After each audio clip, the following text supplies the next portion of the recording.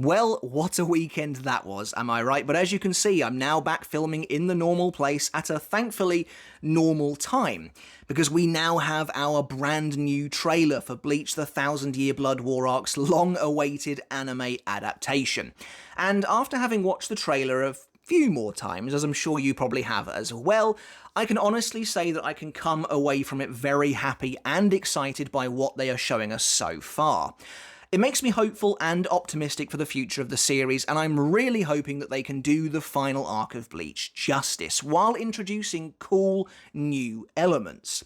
If you haven't had a chance to see my live reaction yet, my first look of the trailer itself, you can do so in the description below, but needless to say, I came away from it very excited. However, during that live reaction, I also promised you guys a comprehensive, full breakdown and analysis of this trailer, and now the time has come. Having caught up on sleep, but also crucially had a chance to gather my thoughts and go over the trailer in meticulous detail with a fine-tooth comb, I'm ready to bring you that analysis. So in this video, we're going to be looking at the new trailer frame by frame, shot by shot, and indulge ourselves on what we are seeing here. Look at everything that's brand new in this trailer and see if it maybe gives us some hints or clues about how they might be planning on changing up their version of the 1000-Year Blood War arc, but also look at the shots that are pulled directly from the manga itself and see how they're being used to full effect. Before we get started on the video, guys, if you haven't hit subscribe yet, make sure to do so now for more Bleach content like this every single week. And if you really enjoyed the video, make sure to give it a thumbs up as well, as it helps to support me and the channel, as it hopefully means we'll get more exposure on the YouTube algorithm. And if you want to take that support from me another step further, I do have a Patreon for the channel as well, where you can get videos like this one early, and you can support me for as little as $1 a month. Everyone who is doing that, who is currently a patron of the channel, is coming up on screen right now.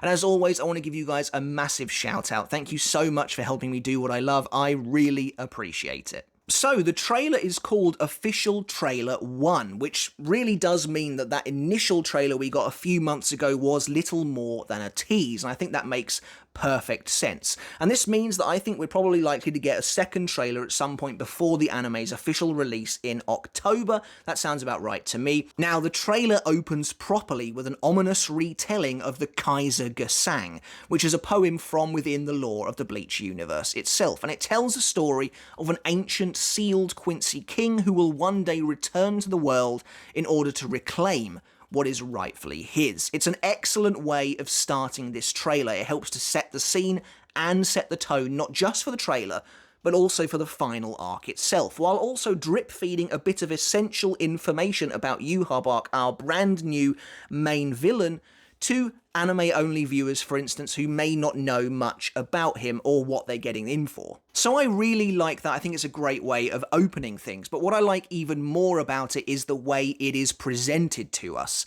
The way the lettering appears on screen, that crackling quality of the picture itself really gives off the impression of an old-time, wartime newsreel, and I think that is fantastic. I think it works absolutely perfectly. When you combine this notion, this aesthetic of a World War II newsreel with the information being given, it feels like a declaration is being made. And then you combine that with the blaring horns and trumpets of the new soundtrack that accompanies this trailer, and the images of the Sternritter we get at the start here, the sun passing over their emblem, emblazoning it in gold. It really feels like this could be a recruitment video for the Sternritter from World War II.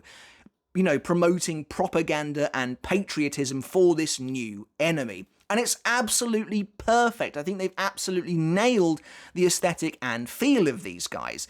Kubo introduced numerous allegories to World War II in the final arc of Bleach, so much so that they encompass basically the entire main conflict. And of course, the Sternritter themselves, the Vandenreich, are supposed to embody the Nazis in more ways than one. And I think that this is just such a good, almost recruitment drive video for this new enemy faction, and I absolutely love how it does feel like that old-timey World War II newsreel. I just think it's so well done. It's perfect, and it really gets me excited for the guys in charge of this having a good grip on these new bad guys. Now, that shot of Yhwach himself from behind could really be anything. It could be brand new, made up just for this trailer, but there are a couple of instances that I think it could maybe be taking from the story itself as well. The first one is that awesome full body shot of Yhwach from the back when Ichigo arrives on the battlefield in the second invasion. He's looking out over the entire fight.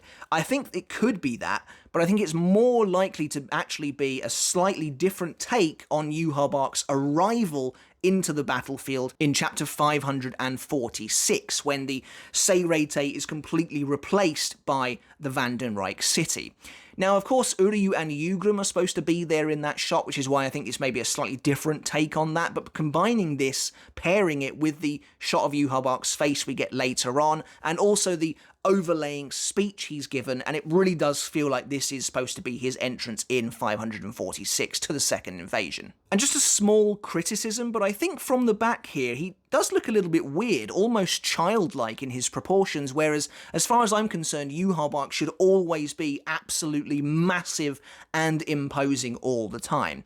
I mean, maybe they'll change it, but even if they don't, it's not a huge deal. Now, I absolutely love this group shot of the Sternritter here, and for the most part, it is exactly the same as it appears in chapter 490, when they are summoned to the Gate of the Sun to facilitate the invasion into Seirete. As I mentioned in my live reaction, though, some things are slightly different. For the most part, the characters pictured here are the same, Hashwoth, Yugrim, and Basby, but crucially, they have totally swapped out an entire character. A couple of rows back from Bambietta, in the initial chapter, it's actually Sternritter K BG9, but here it is clearly Sternritter F Asnot, you can see from his just long black hair. And it makes me wonder why they've done this, and my assumption is that they perhaps already know certain Sternritter that they are going to be promoting more prominently than others based on their impact and their popularity, and of course, Asnot will always outrank BG9 in that way. Another thing I really like, but I can't tell if it's a stylistic thing or something that they are actively going to be including in the story, is the way the Gate of the Sun itself seems to be being presented here. In the trailer, the Sternritter are awash with this absolutely angelic, heavenly light as this door in front of them seems to open. Whereas the Gate of the Sun itself in the manga is not something we ever really see being used. Basby, Lil Toto, and Giselle use one at the end of the series, as does Ishin and Ryuken, but all we ever really see is them arriving at this small plate on the ground. So maybe this is supposed to be a slightly different way of showcasing them arriving at the Gate of the Sun, drenching them in this heavenly light, or again, it's supposed to be that idea of propaganda, showing this glorious sunlight covering these angelic warriors. There's a fantastic shot of Yhwach about to kill Ivan early on in the arc. I absolutely love the lighting here. This cold, icy blue light is perfect for the Quincy, but again, the speech that's happening over the top is the one from 546. And a small thing, but this introduction sequence ends with the last 9 days of this world, and I kind of wonder if they're going to maybe try and portray that passage of time a little better in the anime than Kubo did in the story. I appreciate what he tried to do by showcasing that this battle transpires over a span of different days, but really he only managed about 4 days or so in the manga itself, so maybe they'll try and reach that full set of 9. Now, interestingly, this very first shot of Ichigo we get is brand new. My assumption here is that this takes place immediately after his arrival at the end of chapter 480. A new Shinigami, Ryunosuke Yuki, has just been seriously injured by hollows, and then Ichigo arrives and kills a couple of them before introducing himself. And my assumption is, after that moment, this hollow then arrives and tries to attack Ichigo, but he stops it and we get a chance to showcase Ichigo's massive Reiatsu and just how powerful he really is right now. But I can't go any further than this without talking about this incredible new music, a brand new composition by venerated Bleach composer Shiro Sagisu, and I'm really excited about this. As I mentioned already, the blaring horns and trumpets feels like a wartime march. It's so perfect for the Sternritter, and it makes this whole trailer feel like a march, like a declaration of war, and I love that. There are traces of another more familiar track within this one, however, and it's actually one of my favourites, and I believe it's an unreleased track that plays a couple of times in the Arrancar arc, the one that stands out the most to me being it plays when the captains arrive in Hueco Mundo to save Ichigo and his friends. You can hear it ever so slightly, the first few notes being played underneath at the start, which is a cool touch. Immediately, this first shot of Ichigo is him hearing the cries of his allies in chapter 500 while he's trapped in Kirige's jail, and a lot of this initial part of the trailer is focused on Ichigo and his struggle against Kirige in Hueco Mundo. The second shot we get of him is him clashing with Kirige, and this appears to be slightly after he mentions to Kirige about letting his blade weaken and then he fires a Getsuga Tensho at him. This is a slightly extended version of that moment in that we actually see Ichigo break away and then charge a massive Getsuga on his blade. I just adore the colours on show here, and crucially Ichigo's Getsuga is now a gold colour as opposed to being blue, which is more in line with how it appears in the official coloured version of the manga itself. And then the next shot of Ichigo is him about to fire a Getsuga Tensho at Ivan as Gyaro after having broken out of his rather strange ritual for trying to steal Ichigo's Bankai, which then transitions and flows neatly into Ichigo attempting to break free of Kirige's jail. So far, mostly unchanged. But up next, we have a brand new shot of Ichigo attacking Kirige from behind. In my live reaction, I theorised that this was the moment Ichigo smashes Kirige's Heilig Schlein, which we don't get to see from Ichigo's perspective in the manga, but actually I don't think that's correct. I think what we're actually seeing here is an extension of their fight scene from chapter 498. Kirige is holding his Bankai stealing medallion in his hand, and he already has no halo, so I'm assuming this is from the second part of their fight when he's trying to steal Ichigo's Bankai, but also realising that Ichigo is just way too fast for him to keep up with. Another small detail is that Kirige has a light blue Vollständig here, which of course is the traditional colour for Quincy Reiatsu. But interestingly, in Bleach Brave Souls, his Vollständig was portrayed as being a sort of yellowy golden colour, which makes me wonder if they are just kind of ditching those individually coloured Vollständig designs from Brave Souls, which would be a little bit of a shame, I think, because it lends another layer of individuality to each Sternritter, but we'll have to see. Ichigo then fires his gold Getsuga at Kirige, which then transitions into him throwing a black Getsuga back at Ivan. It's really cool getting to see Ivan's bow here, but this scene happens too late for us to get a chance to see if they've changed the weird way he initiates the Bankai stealing ritual to make it more in line with how the rest of the characters do. Now, Ivan's weird way of doing it could be because he's not a natural Quincy, he's an Arrancar, but we don't really know for sure. But we're then treated to some amazing introductory shots of Kirige himself while he's talking to the Arrancar. Next, we get a shot of Rukia sensing Byakuya's defeat, turning around and trying to run to him.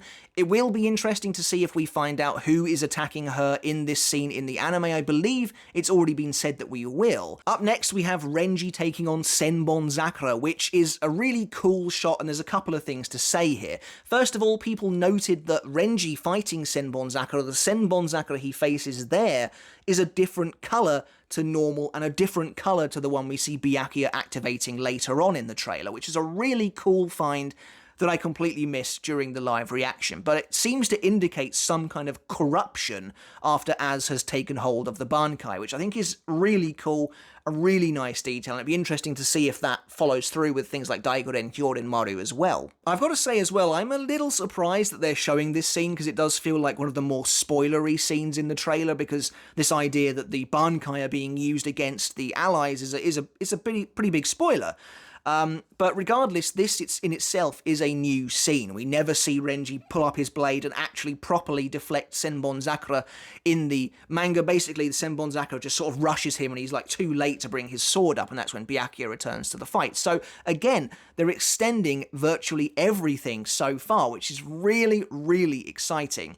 The next shot of Renji's face is from a scene prior to this when he leaps at Az from the air, telling him he has no right to use that weapon. Then we get Yuha Bark's grin from the teaser trailer, which again I think fits really well here. And after this, we get an interesting shot from chapter 494 of the pillars of blue flame blasting out of the ground, signifying the start of the invasion proper.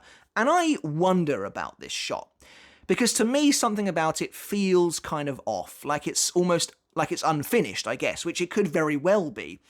But it seems to me like all of the pillars of flame are very bunched together here in like one section of Soul Society, which is totally different from how this part of the invasion is depicted in the manga itself. You see a massive wide shot of Seirei, including even the Senzai-kyu and Sogyoku Hill, and you can see that pillars are appearing literally everywhere, even as far as the hill itself. Basically, I just hope that that sense of scale and scope remains intact here, and I'm not entirely sold on the way the pillars look either.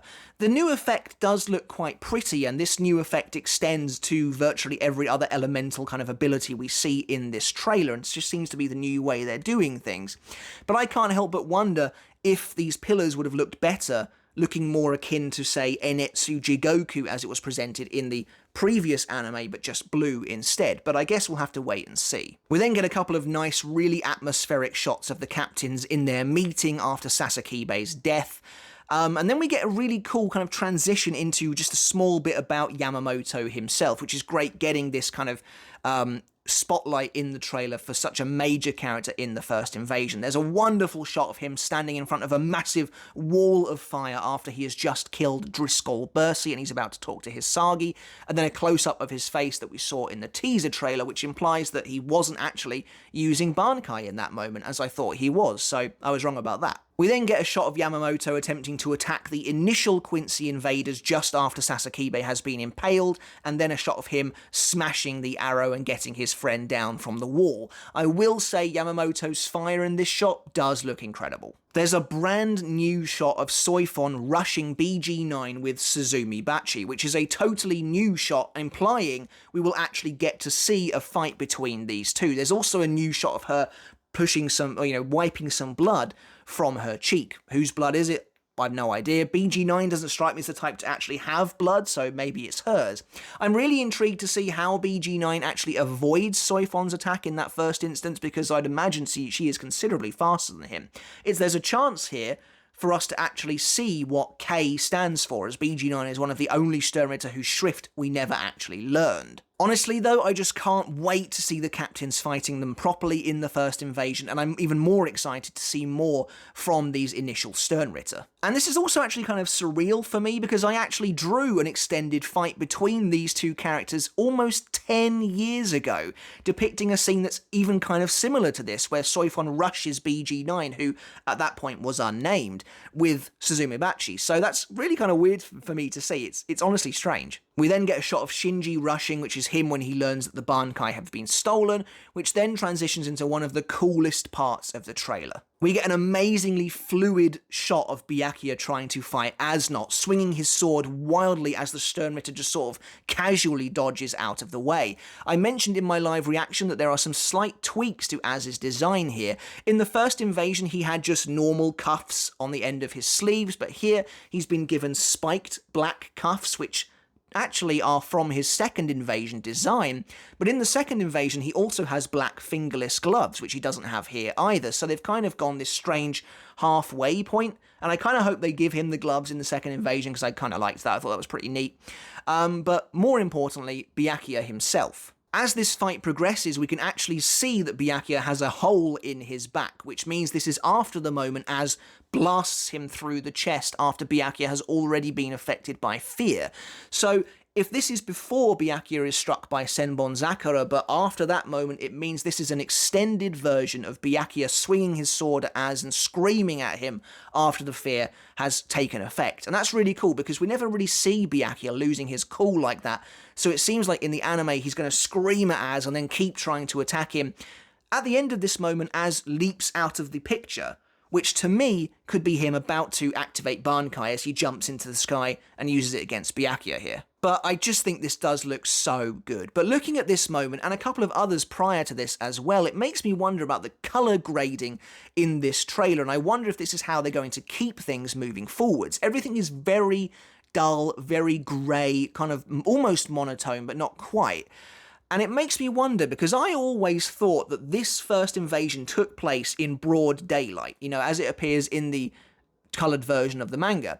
I can see what they're going for with a very dour, very sort of cold look to everything, as it's supposed to be a very dark time. But the Soul Society hasn't quite lost hope yet. They're still in the fight. Yamamoto entering the fight after Byakuya goes down is a huge rejuvenating moment for them. So for me, the pathetic fallacy of the weather shouldn't change until after Yamamoto's fight ends, as it does in the manga itself. It's a normal daytime scene until Yamamoto releases his Bankai and returns to normal, and it allows moisture to return to the air, which is when it all starts raining like crazy in the Soul Society, which again depicts the coming darkest part of that invasion.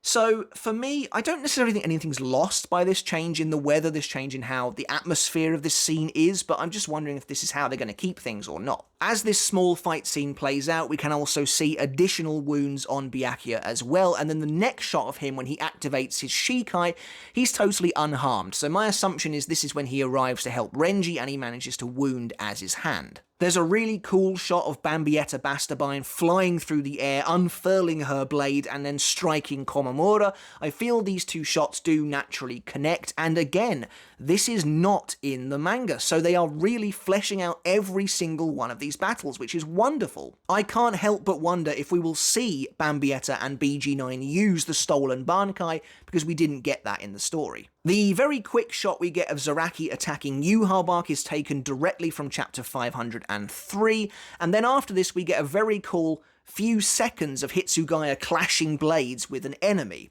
And again, once again, this is another extended battle against a Sternritter who has stolen a Bankai, as we can see very slightly that Hitsugaya is not locking swords. He's actually clashing with Kangdo's Wolverine blades, which is so cool. I can't wait to see these Quincy who stole Bankai get potentially proper, fleshed out fights here in the first invasion. And then the next shot of Kyoraku is when he rushes at Robert Akutrone after having been, having his morale boosted by Yamamoto arriving on the battlefield. This close-up of Kyoraku is, in my opinion, one of the best drawn parts of the trailer. The shot of Ukitake is from when he hears that the Bankai have been stolen, and this next shot of Mayuri is a weird one, in my opinion. It's taken from the very start of this arc, literally the first 2 pages or so, when he announces to Akon that this destruction of hollows could be caused by only them and them alone. But judging by the background, the way it kind of looks weird to me, it does look very unfinished. It looks way more in line with some of those panels we got in the previous teaser trailer, which makes me wonder if this is an unfinished shot that they've done akin to that. And then this shot of Unohana as well, I think, is when she hears about the stolen Bankai, but with a slightly wider angle to it. The shot of Kensei is taken from the captain's meeting, but the shot of Rose, I would think, is probably when he tells Nana Nanajacoup that he won't be leaving here alive, which is an awesome Rose moment, and he does look really good here as well. I'm just kind of presuming this because he has drawn his sword in front of his face at this point, and if you remember back from their small interaction, basically the majority of that interaction is Rose drawing his blade, saying what kind of guitar wouldn't cry when faced with the deaths of so many men, and then we can presume that he brings his sword in front of him and says this. So that's why I think this is that scene. And as I mentioned before, this shot of Basby is brand new, and considering the pillar of blue flame behind him, I think we can easily assume that this is an extended version of his introduction, basically. His scene after he wipes out Izuru, then he appears and takes off his hood.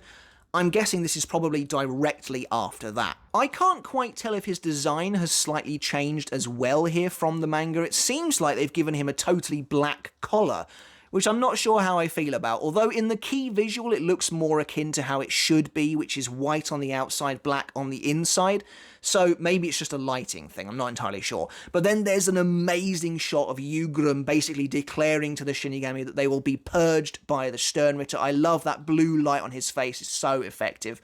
He looks really cool. It then just flashes through a bunch of characters in the key visual, including some Sternritter that we don't get to see in the trailer properly, including Askin, Nyanzol, Driscoll, Master Masculine, and many others. We then get the same shot of Ichigo about to attack Ivan with the Getsuga Tensho that we do get early on, which is a little bit strange.